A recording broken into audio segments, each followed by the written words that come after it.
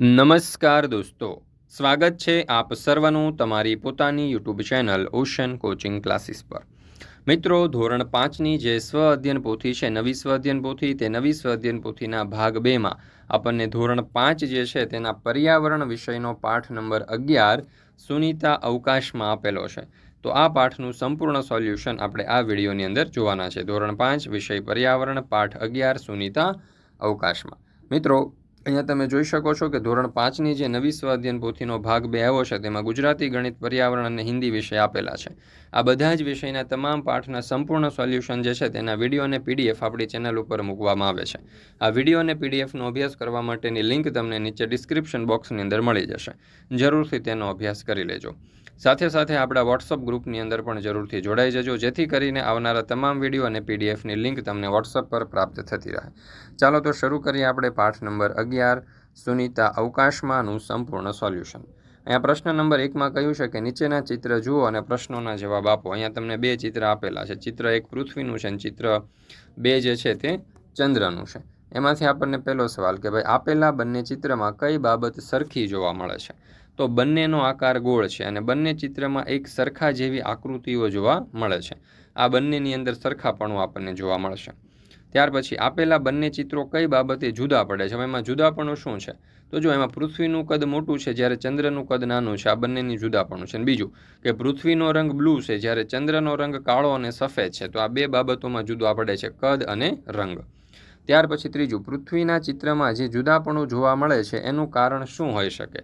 તો જો પૃથ્વી ઉપર ખૂબ મોટા ભાગમાં દરિયો આવેલો છે, જેથી ચંદ્ર કરતાં પૃથ્વીનો રંગ અલગ દેખાય છે।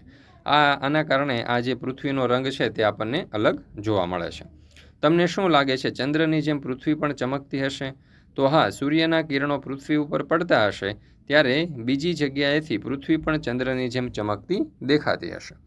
ત્યાર પછી પાંચમું, આપણે ચંદ્રના આકારમાં કેમ ફેરફાર જોવા મળે છે? તો ચંદ્રની કળામાં 15 દિવસ સુધી સતત વધારો થાય છે ત્યારે ચંદ્રનું કદ રોજે વધતું દેખાય છે। ત્યારબાદ 15 દિવસ સુધી ચંદ્રની કળા ઘટતી જાય છે ત્યારે ચંદ્રનું કદ 15 દિવસ સુધી ઘટતું દેખાય છે। માટે ચંદ્રના આકારમાં આપણને ફેરફાર થતો જોવા મળે છે। ત્યાર પછી છે પ્રશ્ન નંબર 2, નીચેના પ્રશ્નોના જવાબ લખો। એમાં પહેલો સવાલ, ચંદ્રના આધારે ઉજવાતા તહેવારોના નામ લખો। તો દિવાળી, ભાઈબીજ, દેવ દિવાળી, મહાશિવરાત્રિ, હોળી, રામનવમી, હનુમાન જયંતિ, રક્ષાબંધન, જન્માષ્ટમી, ગણેશ ચતુર્થી, શરદ પૂનમ, ચેટીચાંદ, ચંદી પડવો, ઈદ, કડવા ચોથ વગેરે। ત્યાર પછી બીજું, ભારતના નકશો કે પૃથ્વીનો ગોળો જોઈને ભારતના પડોશી દેશોના નામ લખો। તો પાકિસ્તાન, નેપાળ, ભૂતાન, શ્રીલંકા, બાંગ્લાદેશ, તિબેટ, ચીન વગેરે। ત્યાર પછી ત્રીજું, ગુજરાતના પડોશી રાજ્યોના નામ નકશામાં જોઈને લખો। તો ગુજરાતના પડોશી રાજ્યોમાં રાજસ્થાન, મધ્યપ્રદેશ અને મહારાષ્ટ્રનો સમાવેશ થાય છે।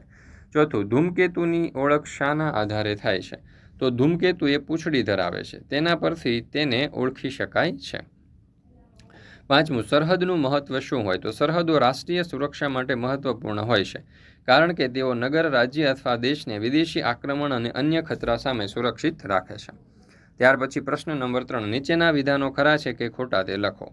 એમાં પહેલું, સુનીતા 12 માસ કરતાં વધુ સમય માટે અવકાશમાં રહ્યા હતા। તો જવાબ આવશે ખોટું। બીજું, કલ્પના ચાવલાએ બાળકો સાથે મુલાકાત કરી। તો જવાબ આવશે ખોટું। ત્રીજું, અવકાશમાં તમામ વસ્તુઓ હવામાં તરે છે। તો જવાબ આવશે સાચું। ચોથું, પૃથ્વીમાં રહેલું ગુરુત્વાકર્ષણ બળ આપણને પકડી રાખે છે। તો જવાબ આવશે સાચું। પાંચમું, રાત્રે જોવા મળતા ખરતા તારાને ઉલ્કા કહેવાય છે। તો જવાબ આવશે સાચું। ત્યાર પછી પ્રશ્ન નંબર 4, નીચેની ખાલી જગ્યા પૂરો। એમાં પહેલું, હેલિકોપ્ટર કે વિમાનના ચાલકને ખાલી જગ્યા કહેવાય છે। તો જવાબ આવશે પાયલોટ। બીજું, નકશા કે ગોળામાં દરિયો ખાલી જગ્યા રંગથી બતાવવામાં આવે છે। તો જવાબ આવશે નીલા। ત્રીજું, નકશામાં બે દેશો કે રાજ્યોને અલગ દર્શાવવા દોરેલી રેખાને ખાલી જગ્યા સીમા કહે છે। તો જવાબ આવશે આંતરરાષ્ટ્રીય। ગુજરાત અને દિલ્હી વચ્ચે ખાલી જગ્યા રાજ્યો આવેલા છે। તો જવાબ આવશે રાજસ્થાન અને મધ્યપ્રદેશ। પાંચમું, સૂર્યાસ્ત પછી તરત જ ચંદ્ર જોવા મળે તે પક્ષને ખાલી જગ્યા કહે છે। તો જવાબ આવશે શુક્લ પક્ષ। મિત્રો, ધોરણ 3થી 8ની આજે નવી સ્વ અધ્યયન પોથી 2024-25 આવી છે, તેના બધા જ ભાગના તમામ વિષયના જે સોલ્યુશન છે તેની પીડીએફ અને સોલ્યુશનની બુક મેળવવા માટેની લિંક તમને વિડીયોના ડિસ્ક્રિપ્શન બોક્સની અંદર મળી જશે। જરૂરથી તેનો અભ્યાસ કરી લેજો। સાથે સાથે આપણી એપ્લિકેશન પણ છે ઓશન કોચિંગ ક્લાસીસ। આ એપ્લિકેશન પણ જરૂરથી ડાઉનલોડ કરી લેજો, કારણ કે એપ્લિકેશન ડાઉનલોડ કરશો તો તેમાંથી પણ તમને આ દરેક સ્વઅધ્યયન પોથીના સોલ્યુશનની PDF મળી રહેશે. એપ્લિકેશન ડાઉનલોડ કરવા માટેની લિંક તમને વિડીયોના ડિસ્ક્રિપ્શન બોક્સમાં મળી જશે, અથવા તો આપણો અહીંયા વોટ્સઅપ નંબર આપેલો છે 9904935028. આ નંબર ઉપર કોન્ટેક્ટ કરી સંપર્ક કરીને પણ તમે સોલ્યુશનની PDF મેળવી શકો છો. ત્યાર પછી છે પ્રશ્ન નંબર 5. નીચેના પ્રશ્નોના ઉત્તર લખો.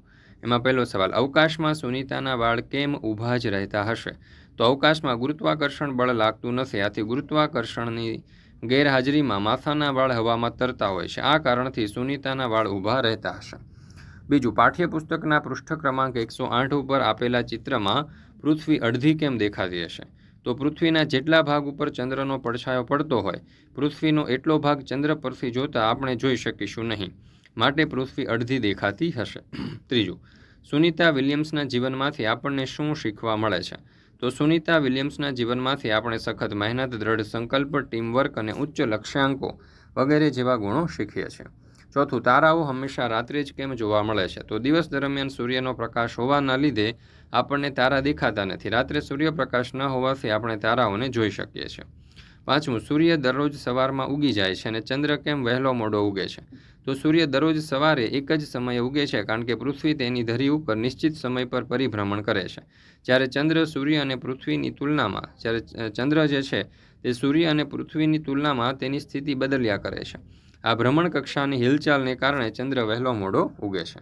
ત્યાર પછી છે પ્રશ્ન નંબર 6. તમારા મિત્ર, શિક્ષક, માતા પિતા કે દાદા દાદીને પૂછીને નીચેના અવકાશી પદાર્થો માટે ગીતની પંક્તિઓ કે જોડકણા લખો. એમાં પહેલું છે સૂર્ય. તો જોઈએ આપણે સૂર્ય વિશે ઉખાણું એટલે કે જોડકણું. સવારે ઉગે સૌને જગાડે, ધરતી પર પથરાવે કિરણ, સૂર્યદેવને જળ અર્પણ કરીએ, નમો નમઃ સૂરજદેવ.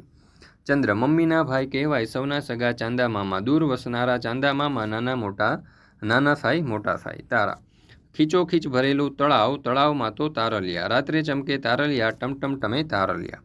આકાશ, ધોળું ભૂરું આકાશ, આકાશમાં તો અવકાશી પદાર્થ, સૌર પરિવાર વસે આકાશમાં, આકાશનો તો અંત નહીં.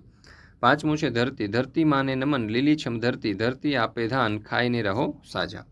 મિત્રો, આજે પાઠ નંબર 11 છે તે પૂર્ણ કરીએ છીએ. ફરી મળીશું આપણે ધોરણ 5ની પર્યાવરણ વિષયની સ્વઅધ્યયન પોથીના પાઠ નંબર 12ના સંપૂર્ણ સોલ્યુશન સાથે.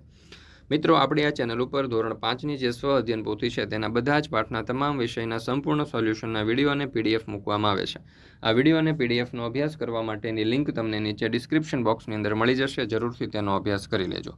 સાથે સાથે આપણા વોટ્સઅપ ગ્રુપની અંદર પણ જરૂરથી જોડાઈ જજો, જેથી કરીને આવનારા તમામ વિડીયો અને PDFની લિંક તમને વોટ્સઅપ પર પ્રાપ્ત થતી રહેશે.